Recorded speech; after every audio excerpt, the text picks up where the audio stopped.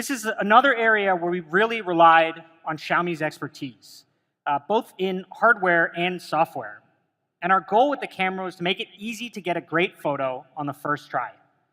So coming to the hardware, the Poco F1 main camera has a Sony IMX363. This is the same sensor that we're using in Xiaomi's top-of-the-line flagship phones, the Mi 8, the Mix 2S. And the secondary sensor here is a 5-megapixel sensor to give you depth information for those portrait mode shots. The primary camera sensor has massive 1.4 micron pixels. The IMX363 is very similar to the IMX362 that Google used in the Pixel 2 last year.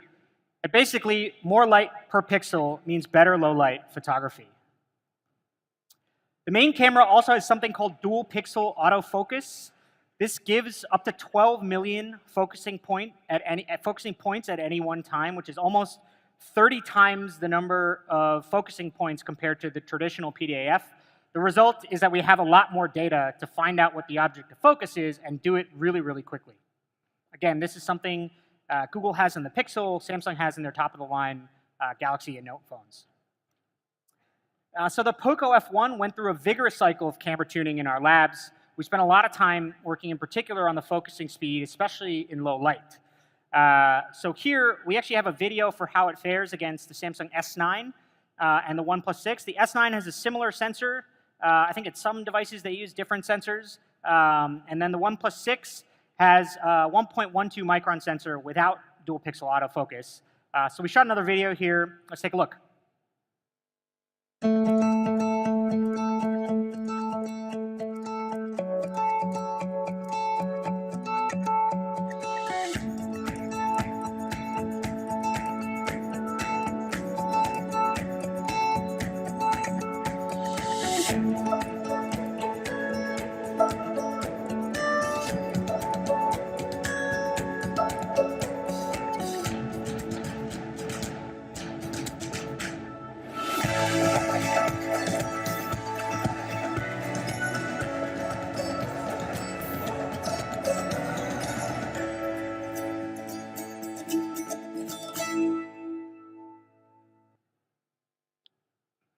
Okay, so you can see how in low light, that's where the OnePlus 6 really struggles, because it has the smaller pixel size without dual pixel autofocus.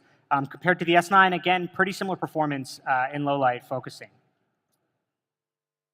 So that's Poco F1 focusing. We really believe lets you shoot in the blink of an eye.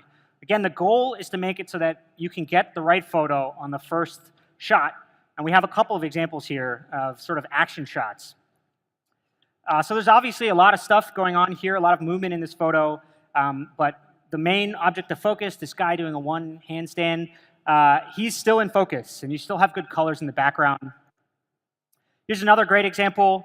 Obviously, a lot of movement here, and you can see how the dual pixel autofocus lets you capture this moment really, really quickly, which is something that is much, much more difficult to do with regular PDAF. I'm not really sure what's going on in this photo. I guess this skateboarder is practicing for Holi or something. I'm not really sure, but it does make for a good example. Again, the guy is in focus, even though there's all these kind of smoke bombs going off. And this is one of those things where if you don't get the photo on the first try, I guess you need to buy more smoke bombs and set them off or something. It's not easy to do again. So as many of you know, more so than just the hardware, the software is important. And because we're using the same main sensor that we used in the Mi 8, and we're also using Snapdragon 845, so we have the same ISP, our camera tuning team was able to start with the same software baseline from the Mi 8. This gave us a huge head start on camera tuning. And things like the AI camera in particular take a lot of time and resources to perfect. So it was super helpful to be able to rely on Xiaomi's camera team when we started work on the Poco F1 camera.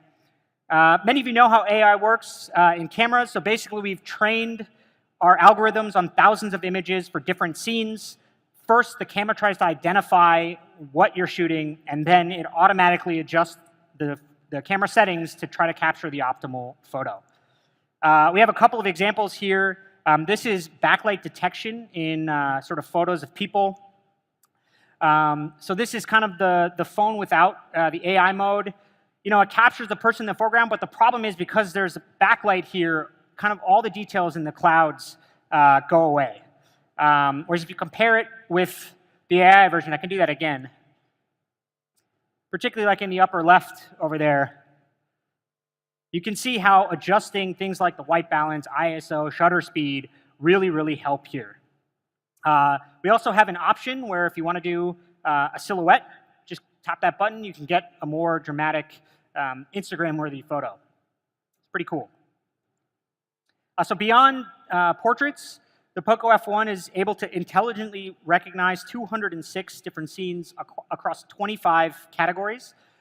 So these icons are things that you'll see inside the camera app when you use it. So this is the default position, just says AI. Here we're shooting an image of food. When it recognizes, that icon will change. So here it says food, and then we adjust the camera settings based on this to try to give you an optimal photo. We have a couple of examples here. This is kind of a building example. This is without AI. It's actually pretty decent. The problem is the main object of focus here is this building, obviously in the front. The lighting isn't that great. And if you look at some of the lines in buildings, the sharpness on the lines are really important because there's a lot of straight lines. So if we compare it to the AI version, it's a pretty big difference, right? Especially the lighting. Sharpness on the building, details in the clouds. Actually, if you think that we kind of faked this photo, you can see like these people over here, like this photo was taken in the same lighting condition. These people are in both photos. So the details are much better, and you don't have to do any work. We recognize that this is a photo of a building and change the settings automatically. Here's another tough shot looking directly at the sun. Everything is washed out. You can't really even see the sun. If we particularly check out the buildings here in the front. We jump to the AI version, you get a much deeper red. If you look at the sun in the background, again, you can identify the shape. And then you see different colors in the sky. I can just jump again. So it really helps quite a bit. This is a landscape shot. You'll see that it recognizes landscape. We've also spent time optimizing the AI algorithms for India, training it on different scenes, different types of people, things like jewelry, colorful temples, different kinds of food. And so you'll see a lot of these results when you take photos here. We have a camera tuning team that's taken thousands of photos to help train these algorithms. So let's take a look at a couple of the snaps. So I'm a little biased because I think any photo with a dog in it is pretty awesome. But as many of you know who've tried to take a photo like this, dogs just do not sit still. So it's really important to lower the shutter speed to try to get a clear focusing on the dog. The problem with lowering the shutter speed is that the phone doesn't let in enough light. So here we've kind of combined the settings from the shutter speed and then made sure that HDR kicks in to get enough light in this photo so you get some nice colors in the background. Here is something where if you look up, this is kind of a lake. If you look up there at the top, you can see actually the ripples of the water. Again, these things can kind of be blurred depending on the focusing speed, but then if you don't have the right HDR settings, then you won't have enough light in the photo. So even in challenging conditions, this is indoor low lighting, building features are captured in sharp detail without much graininess. All right, so coming to the front camera. So on the front, we have a 20 megapixel high resolution camera. This is actually the same camera module that we're using in the Mi 8. So again, with software, we're able to have a huge head start, just importing the same software baseline for the front camera. So you get high resolution photos, and then in low light, we do the 4-in-1 pixel binning to give you a super pixel here. This gives you an effective 1.8 micron pixel. And this, again, is used primarily in low light. We also optimized the AI Beautify mode, tuned it, again, specifically for India. It really enhances your selfies. We've talked about it a lot over the past, but it's a lot faster due to the AI chip here on the Snapdragon 845. Much like the rear camera, we also identify a bunch of scenes in the front camera. There aren't as many situations with selfies, but we try to make sure you get a lot of details out of the background. It's up to 10 different scenes.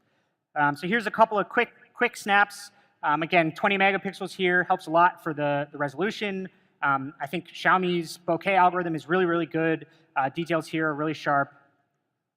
Also works in group selfies. This is something that is particularly popular here in India. Make sure that we get both subjects in focus. The blurring effect is good. Here's an example of the pixel binning. This is actually, it's difficult to show, but the environment is a really, really low light. So the fact that we can get a usable, good photo is a result of these effective 1.8 micron pixels. So the Poco F1 front camera works pretty amazingly well. Encourage everybody to try it out. So that's the camera. We build on top of Xiaomi's expertise, both in hardware and software, and then spend months tuning the Poco F1 to give you superior image quality. We really hope you like it. All right, so that's performance.